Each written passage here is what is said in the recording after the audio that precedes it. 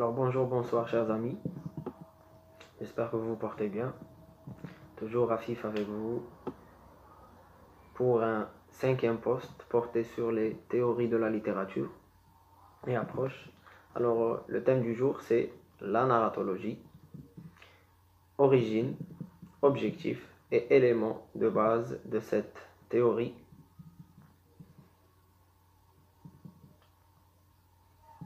Alors le premier point que nous aborderons c'est l'historique de cette théorie et les tenants de cette perspective de recherche qui est tournée vers le récit, l'histoire au cœur de l'œuvre littéraire. Alors l'origine de l'intérêt des critiques pour la structure et les tournures du récit remonte à la distinction effectuée par Aristote entre diégésis et mimésis. Alors, diégésis et mimésis sont deux moyens pour présenter l'histoire. Alors, diégésis, c'est une représentation par le discours d'un narrateur. À l'inverse de la mimésis, qui est une représentation à travers la scène ou une représentation scénique. Nous verrons aujourd'hui la narratologie au sens structuraliste du terme. Les tenants de cette théorie ou cette science de la narration sont Gréma, Todorov, Kristeva, Roland Barthes, Philippe Hamon ainsi que Gérard Genette. Nous nous référons principalement aux écrits de Gérard Genette et de ses 3 ouvrages, figure 1, figure 2, ainsi que la figure 3. Alors, objectif, but et centre d'intérêt de cette théorie. Alors, la narratologie cherche préliminairement à étudier les relations entre l'histoire, qui est une suite d'événements, et la narration, la manière dont ces mêmes événements sont narrés, suivant des formes et des techniques particulières. Elle étudie aussi les formes des textes narratifs, les structures narratives. Genette s'interroge par ailleurs sur le langage littéraire et non littéraire. Genette va même à questionner la relation entre littérature ainsi que la théorie de la littérature. Alors, son ouvrage figure, renvoyant aux figures de style, lieu où se marient la rhétorique et l'acte d'écriture.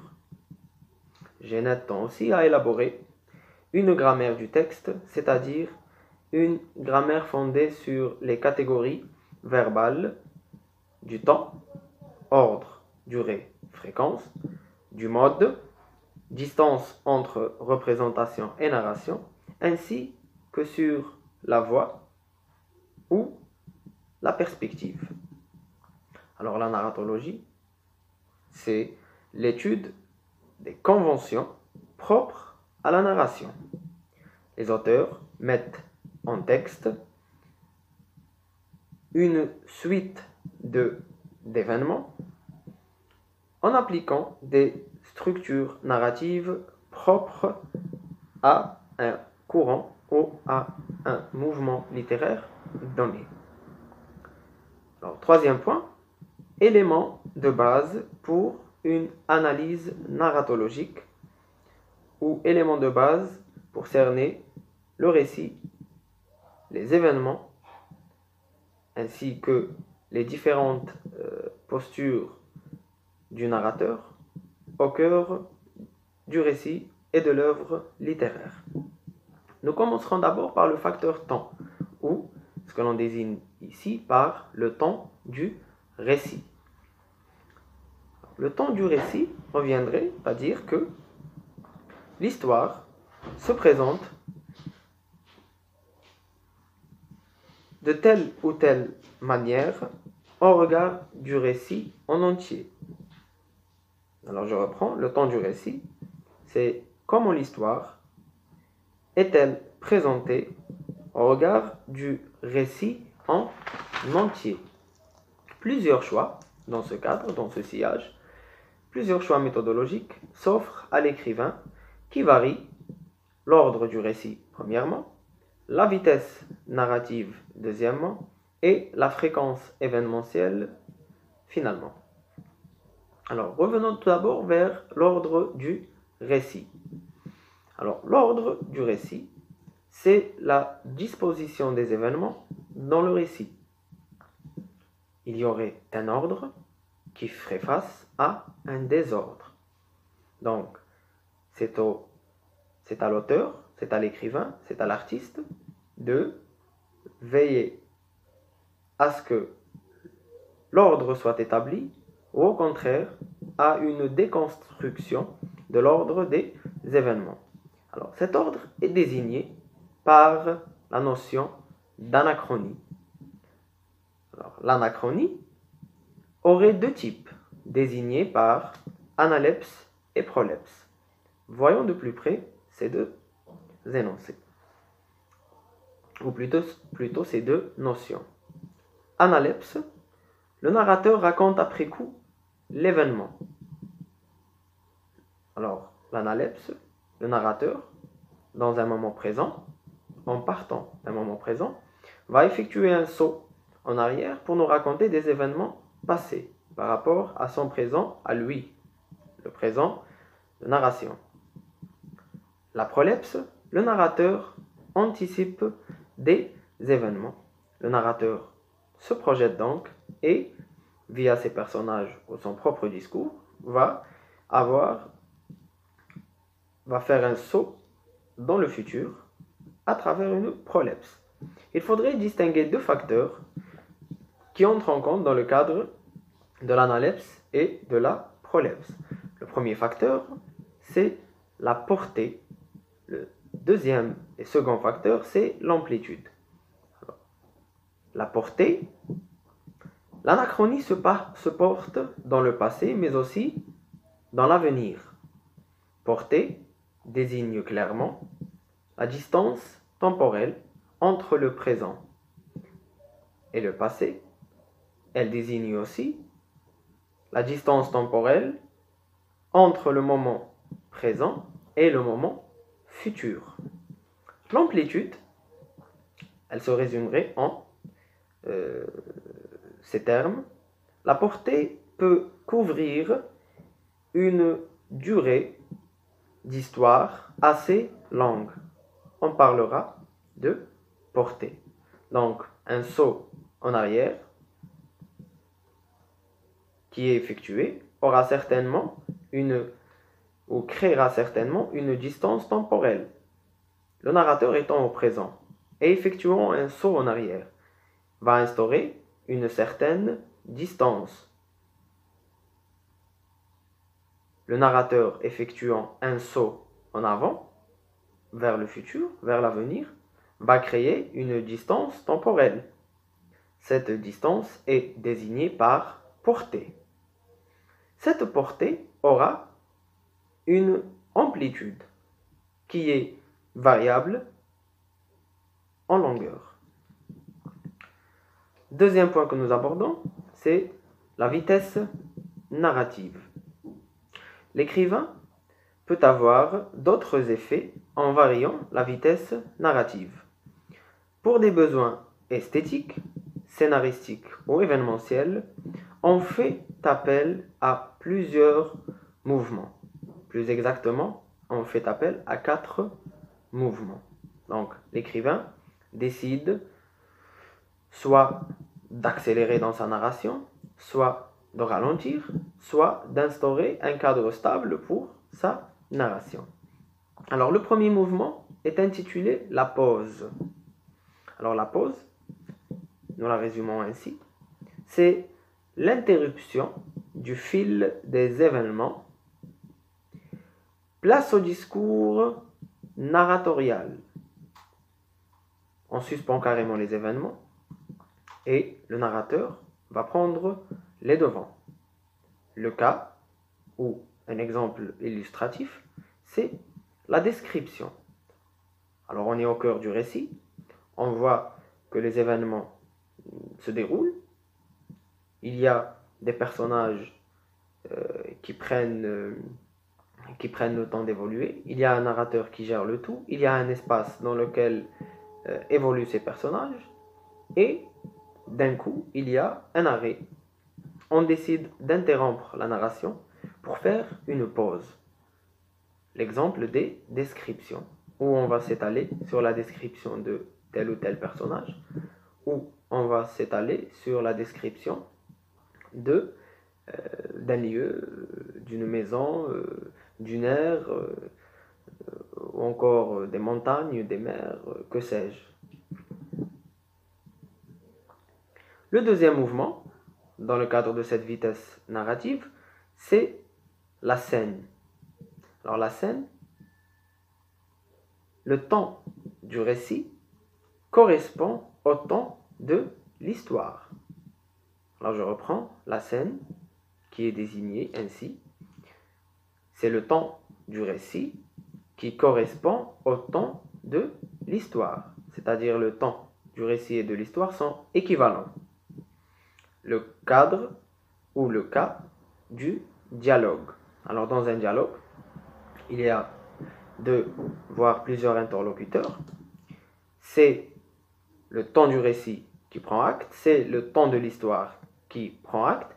Ils se rejoignent dans le cadre de ce dialogue, créant ce qu'on appelle une scène, qui est le deuxième mouvement de cette vitesse narrative. Le troisième mouvement, c'est le sommaire, où une partie de l'histoire est résumée dans le récit, ce qui s'apparenterait à une forme d'accélération. Je reprends le sommaire. Une partie de l'histoire est résumée dans le récit.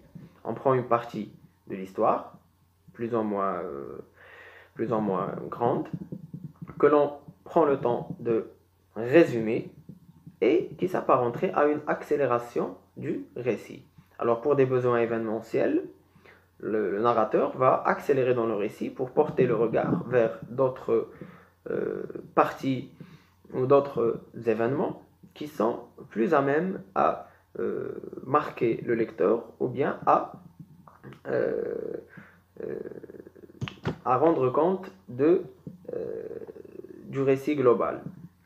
Alors, le quatrième mouvement, c'est l'ellipse, où une partie de l'histoire est gardée sous silence. Alors, à l'inverse du sommaire où on prend une partie de l'histoire et on la résume, l'ellipse est une partie de l'histoire qui est gardée sous silence.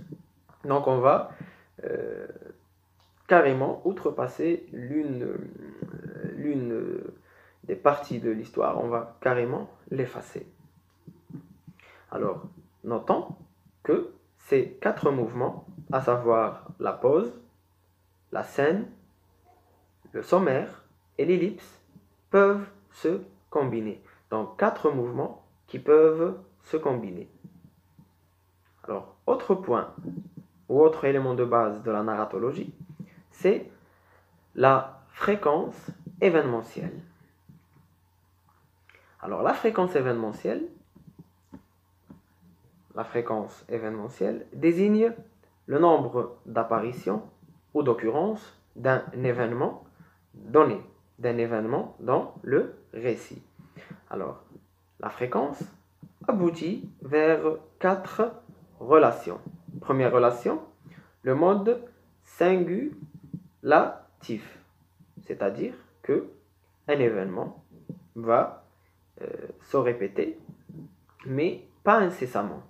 Il va se répéter une seule fois. Nous avons le mode répétitif, dans lequel un événement va occurrer à plusieurs reprises, et ainsi que le mode itératif.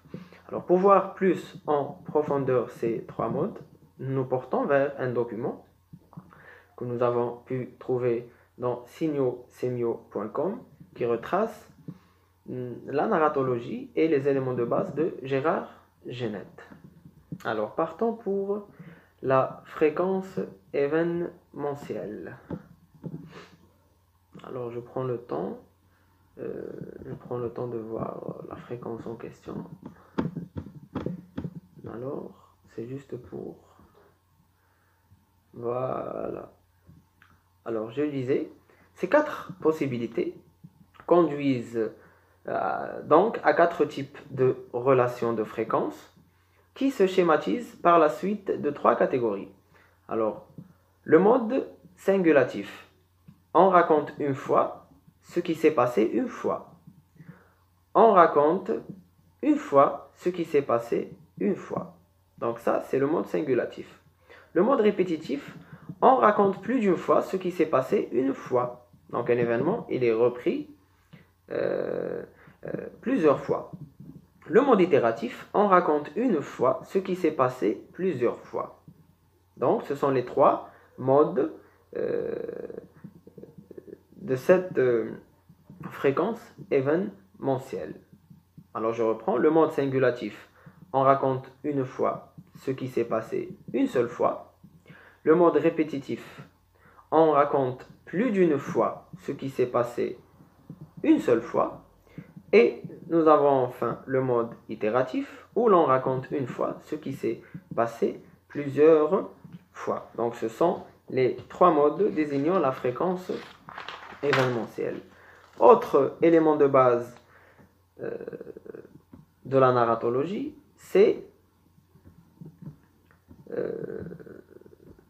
autre élément de base de la narratologie, c'est le mode narratif.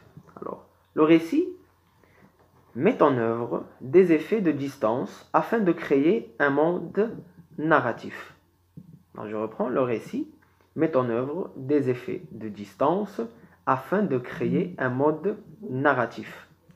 Il y a différents degrés de diésésis et le narrateur est plus ou moins impliqué dans son récit. Alors, l'implication du narrateur dans le récit est à prendre en compte dans le cadre du mode narratif. Alors, dans le cadre de ce mode narratif, nous parlerons de distance, ou la notion de distance. Alors, distance qui s'instaure entre le narrateur et l'histoire. Celle-ci se révèle par quatre types. Alors, le premier type, c'est le discours narrativisé. Alors, le discours narrativisé, les paroles ou les actions du personnage sont intégrées à la narration et sont traitées comme tout autre événement. Ça, c'est le discours narrativisé. Un exemple, il s'est confié à son ami, il lui a appris le décès de sa mère. Deuxième point, le discours transposé. Le discours transposé, style indirect. Les paroles ou les actions du personnage sont rapportées par le narrateur qui les présente selon son interprétation. Exemple, il s'est confié à son ami, il lui a dit que sa mère était décédée. Donc le narrateur prend libre cours et interprète ce qui est dit. Troisième point, le discours transposé, style indirect libre. Les paroles ou les actions du personnage sont rapportées par le narrateur, mais sans l'utilisation d'une conjonction de subordination. Exemple, il s'est confié à son ami, sa mère est décédée. Donc, il n'y a plus de conjonction de subordination. L'exemple le démontre, je le reprends. Il s'est confié à son ami, sa mère est décédée. Et enfin, le quatrième point, c'est le discours rapporté. Les paroles du personnage sont citées littéralement par le narrateur. L'exemple, il s'est confié à son ami, il lui a dit, deux points, on ouvre les guillemets, c'est un discours direct, ma mère est décédée. Donc cela montre le degré d'implication de l'auteur et la distance qu'il prend par rapport au récit ou par rapport au discours énoncé. Alors, dans ce mode narratif, nous avons vu la distance, qui est un sous-élément de base. Nous allons voir le deuxième ou le second élément de base, qui est la fonction du narrateur au cœur du récit. Alors, à partir de la notion de distance narrative, Genette expose les fonctions du narrateur en tant que telles. En effet, il répertorie 5 fonctions, donc il y aurait 5 fonctions, qui exposent également le degré d'intervention du narrateur au sein de son récit, selon l'impersonnalité ou l'implication voulue. Donc, les focalisations, c'est clairement un choix du narrateur qui va soit s'ingérer dans le récit, soit prendre une certaine réserve. Alors, les fonctions, il y en a 5. On va prendre ces fonctions telles qu'elles sont résumées dans le document, que nous mettrons bien sûr en description ou en commentaire, afin que nos lecteurs et nos chers internautes puissent avoir accès au document en entier. Car je répète, ici je ne fais que reprendre les points clés à travers plusieurs différents que j'ai pris le temps de voir, de lire, de résumer, afin de les vulgariser et de les exposer d'une manière simple, claire, nette et précise. Alors les fonctions. Première fonction, c'est du narrateur bien sûr, c'est la fonction narrative. Alors la fonction narrative est une fonction de base. Dès qu'il y a un récit, le narrateur, présent ou non dans le texte, assume ce rôle, impersonnalité. Deuxième fonction, c'est la fonction de régie. Le narrateur exerce une fonction de régie lorsqu'il commente l'organisation et l'articulation de son texte en intervenant au sein de l'histoire. Implication. Donc, il se pourrait que le narrateur commente l'une des parties de son récit, et là, il incarne la fonction de régie. Troisième fonction, c'est la fonction de communication. Le narrateur s'adresse directement au narrateur, c'est-à-dire au lecteur potentiel du texte, afin d'établir ou de maintenir le contact avec lui. Implication. Donc, le narrateur choisit d'interagir directement avec le narrateur, avec son lecteur potentiel. Il peut employer, à titre d'exemple, le tu ou le vous afin de captiver ou de capter son attention. Quatrième fonction, la fonction testimoniale. Alors, dans celle-ci, le narrateur atteste la vérité de son histoire, le degré de précision de sa narration, sa certitude vis-à-vis des événements, ses sources d'informations, etc. Cette fonction apparaît également lorsque le narrateur exprime ses émotions par rapport à l'histoire, la relation affective qu'il entretient avec elle. Implication donc. La fonction idéologique enfin, qui est la cinquième fonction, le narrateur interrompt son histoire pour apporter un propos didactique, un savoir général qui concerne son récit. Donc là aussi, il y a une implication. Alors, le mode narratif de la diégésis s'exprime donc à différents degrés, selon l'effacement ou la représentation perceptible du narrateur au sein de son récit.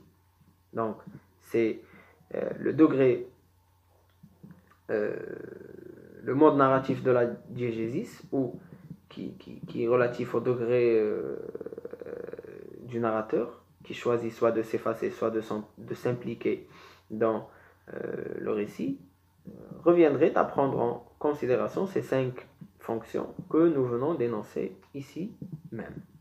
Alors, troisième point, ou troisième élément de base de la narratologie, c'est l'instance narrative.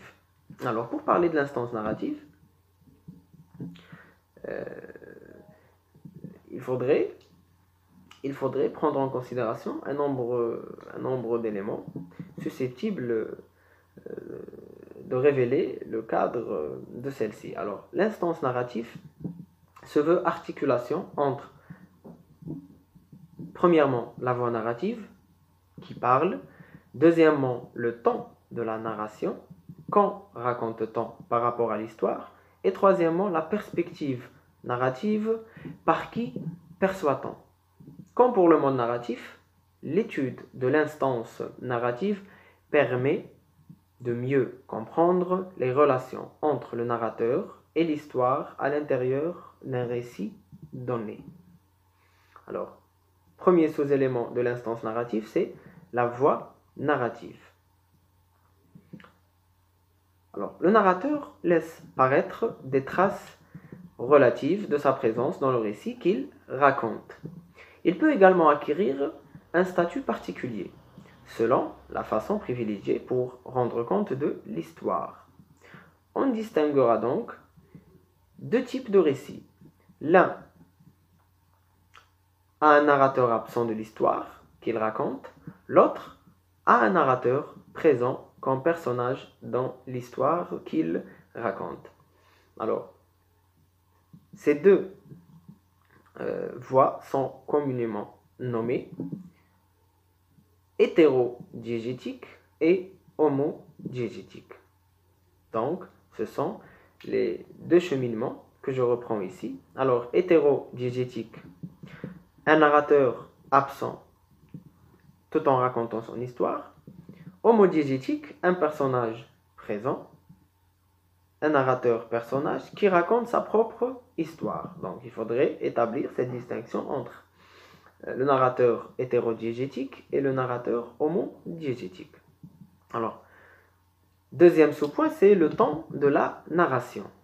Alors, le narrateur est toujours dans une position temporelle particulière par rapport à l'histoire qu'il raconte. Alors, Gérard Genette présente 4 types de narration. Alors, nous dénombrons 1. La narration ultérieure. Il s'agit de la position temporelle la plus fréquente. Le narrateur raconte ce qui est arrivé dans un passé plus ou moins éloigné. Donc le narrateur, il va nous conter, il va mettre en texte une histoire qui s'est déroulée dans un passé plus ou moins éloigné. Et donc, c'est la narration ultérieure. Deuxième type de narration, c'est la narration antérieure. Alors, le narrateur raconte ce qui va arriver dans un futur plus ou moins éloigné.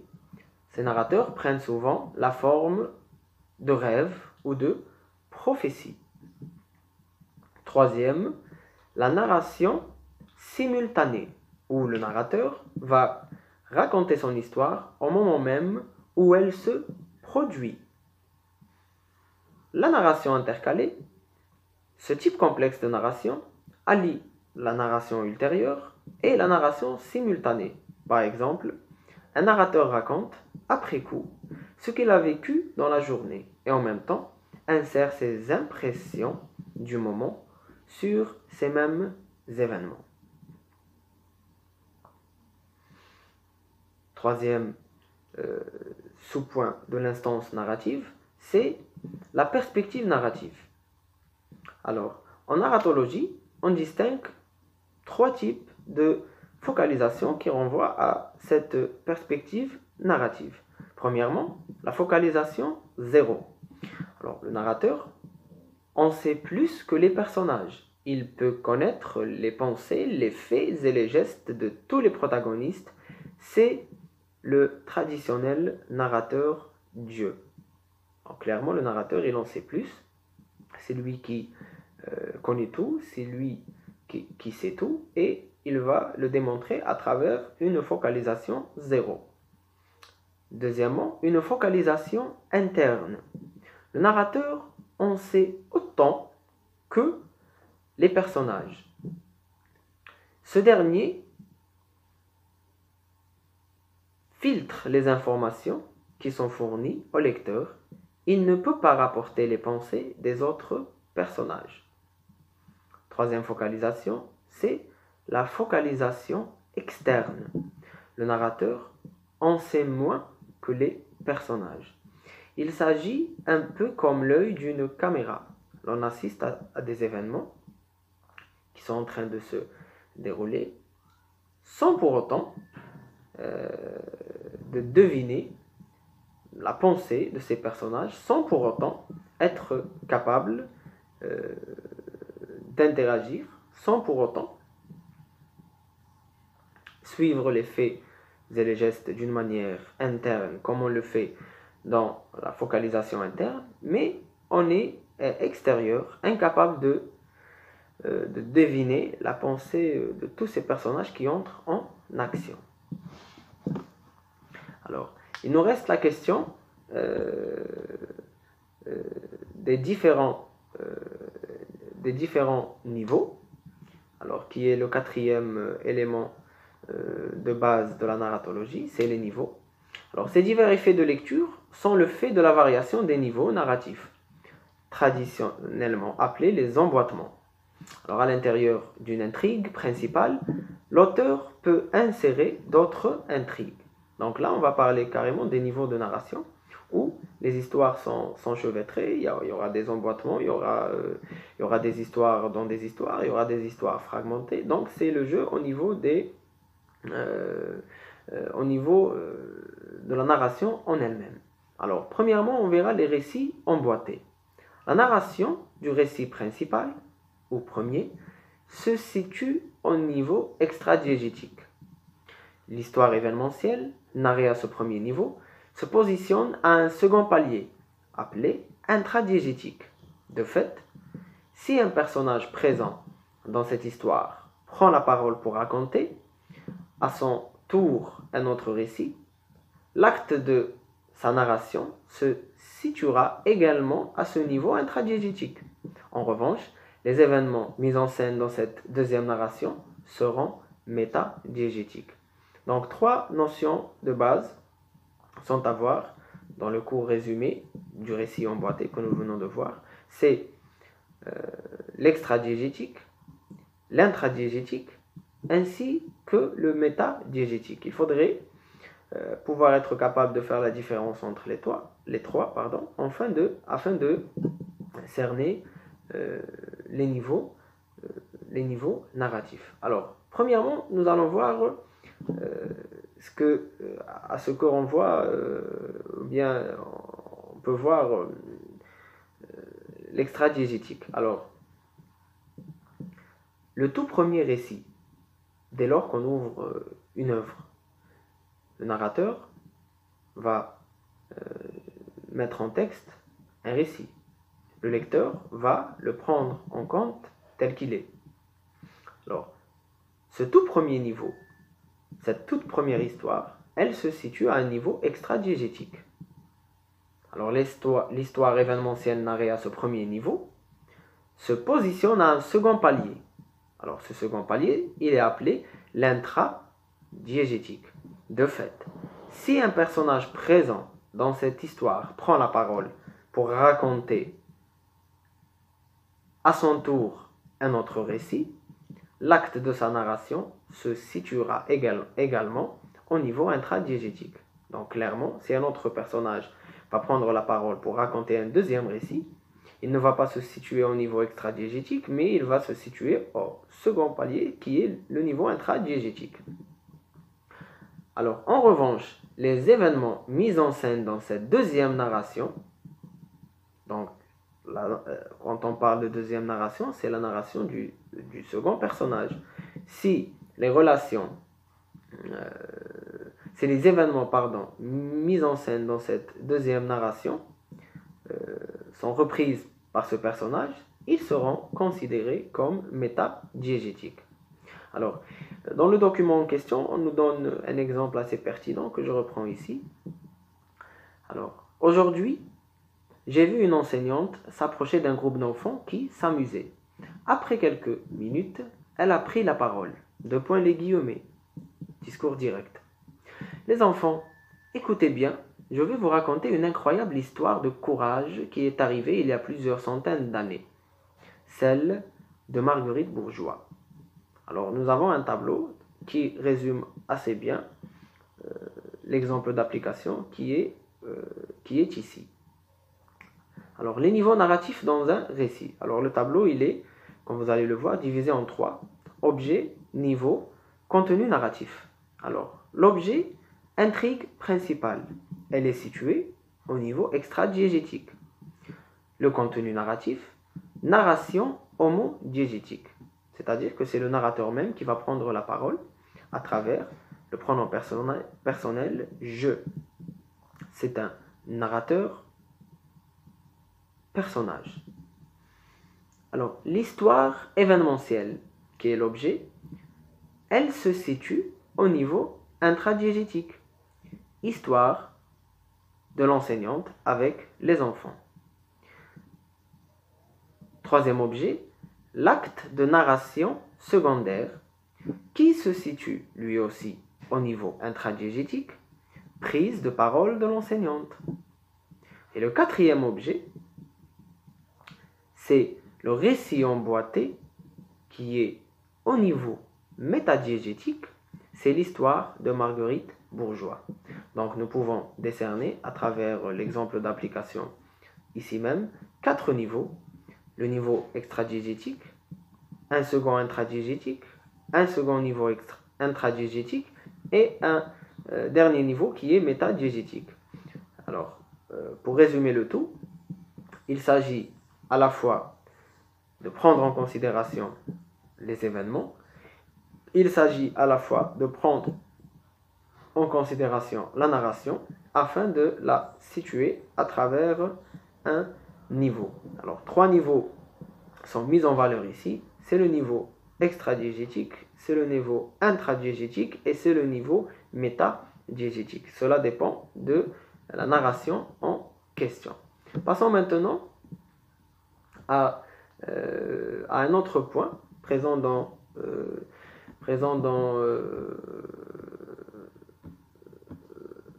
l'instance plutôt pas dans l'instance narrative mais présent dans les niveaux. Alors après avoir vu les récits emboîtés, on va voir la métalepse. Alors ce qui est dit dans le document, je vais le reprendre littéralement car c'est bien détaillé, bien écrit. Il arrive également que les auteurs utilisent le procédé de la métalepse qui consiste en la transgression de la frontière entre 2 niveaux narratifs en principe étanches pour brouiller délibérément les frontières entre réalité et fiction. Alors pour brouiller, pour mener en train le lecteur et créer cette illusion entre la réalité et la fiction, on va faire appel à la métalepse qui consiste à la transgression des frontières entre les niveaux narratifs. Alors ainsi la métalepse est-elle une façon de jouer avec les variations de niveau narratif pour créer un effet de glissement ou de tromperie. Moi, j'avais employé le terme illusion. Il s'agit d'un cas où un personnage ou un narrateur situé dans un niveau donné se trouve mis en scène dans un niveau supérieur, alors que la vraisemblance annihilie cette possibilité. Tous ces jeux manifestent par l'intensité de leur effet l'importance de la limite qu'ils, en parlant des auteurs, de la limite qu'ils s'ingénient à franchir au mépris de la vraisemblance. Donc, on va délibérément franchir les niveaux narratifs pour créer ce tremblement, pour créer cet effet illusoire et pour créer ce glissement et cette tromperie. Donc, c'est le principe même de la métalepse. Alors, un exemple est fourni ici toujours dans le document de Signo Semio qui revient sur Gérard Genette et que je mettrai en lien en commentaire et en description. Alors, l'intervention du narrateur homodiégétique, pour reprendre l'exemple de l'enseignante. L'intervention du narrateur homodiégétique de l'intrigue principale dans l'histoire métadiégétique de Marguerite Bourgeois serait un cas de métalepse. Alors, on nous donne un cas de métalepse, je reprends. Alors, la métalepse, elle est à voir au niveau de la précédente intrigue dont nous avons parlé tout à l'heure. Alors, la métalepse, clairement, ce serait l'intervention du narrateur homodiégétique, c'est-à-dire le narrateur qui est personnage narrateur, de l'intrigue principale dans l'histoire métadiégétique de Marguerite Bourgeois. Donc c'est l'intégration du narrateur dans l'autre histoire emboîtée dans la première. c'est une métalepse. Serait un cas de métalepse. Alors, Marguerite Bourgeois est une héroïne du XVIIe siècle qui a fondé la congrégation Notre-Dame à Montréal pour l'instruction des jeunes filles. Il est ainsi impossible que le narrateur contemporain, aujourd'hui, se retrouve mis en scène dans cette histoire enchâssée, campée en Nouvelle-France. Donc, c'est un cas où la métalepse est prise en considération au cœur du récit. Alors, en somme, et pour prendre en considération tous ces éléments que nous venons de livrer, nous dirons que la narratologie, dans son volet structuraliste que nous venons de voir, s'apparente à un ensemble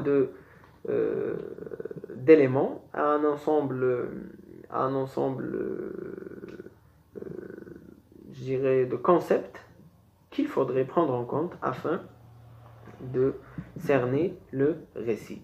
Alors, ces éléments concernent le narrateur, le temps, les niveaux narratifs, l'ordre des événements, le mode de la narration, donc toute une panoplie de concepts et de notions que nous devons prendre en considération afin de pouvoir mener à bien l'analyse des récits. Par contre, il y a certaines questions, avant de finir le post d'aujourd'hui, il y a certaines questions qui reviennent chez bon nombre de mes amis, qu'ils soient à l'université, enseignants, doctorants, licenciés ou bien masterants, par rapport à l'usage même de la narratologie.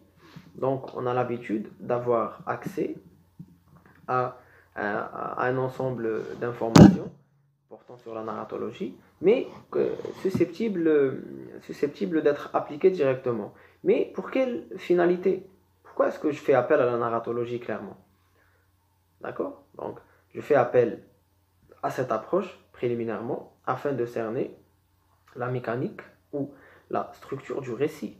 Après, bien sûr, je peux prendre une toute autre approche afin de faire un travail complémentaire, de complémentarité entre mes débuts ou les notions de base de la narratologie ainsi que d'autres notions et d'autres approches qui pourraient être, je dirais pas similaires, mais qui pourraient emboîter le pas à celle-ci.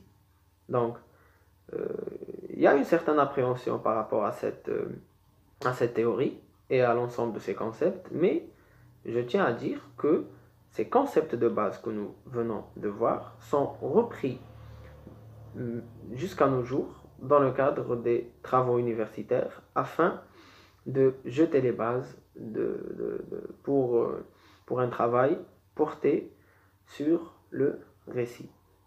Alors sur ce, je vous dis merci et à la prochaine. Bye bye.